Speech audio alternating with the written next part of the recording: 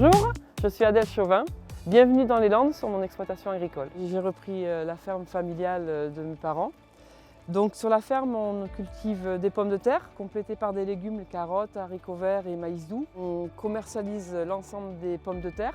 On fait de la vente à la ferme. On cultive la pomme de terre primeur parce qu'on a vraiment une région remarquable pour cette production, notamment le climat océanique et puis un sol sableux. Dans les Landes, on a la chance parce qu'on a pas mal de forêts et il y a une grosse synergie entre l'agriculture et la forêt. La forêt permet d'abriter les cultures, notamment contre le vent de sable. Les animaux se nourrissent dans les champs et puis vivent dans la forêt.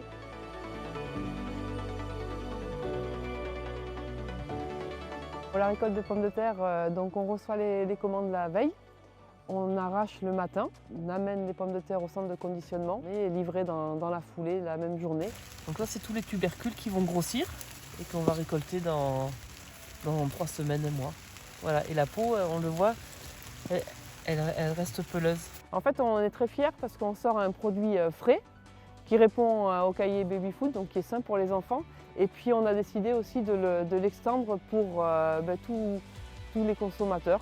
Donc si c'est bon pour les enfants, c'est aussi bon pour les adultes. Qui dit pomme de terre de qualité, dit sol de qualité.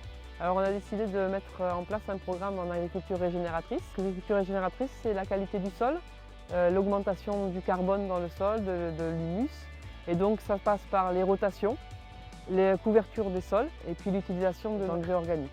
Il y a depuis quelques années, on a monté un méthaniseur. Le méthaniseur, il permet de recycler donc, tous les déchets de la ferme et ça nous permet de faire de l'engrais et puis de l'électricité. Donc dans les Landes, on est obligé d'utiliser l'irrigation à 100% sur les cultures. Et pour optimiser son utilisation, on utilise des sondes qui mesurent la pression de l'eau dans le sol et on a un système de télégestion des pivots qui permet aussi d'optimiser l'apport sur les cultures.